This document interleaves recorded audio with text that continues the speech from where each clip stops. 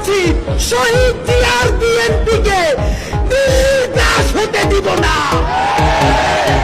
জামাতে ইসলামী স্পষ্ট মনে রাখেন, সাইদি নিজামীদের জামাতকে ভারতের দাবিদার হতে দিব না।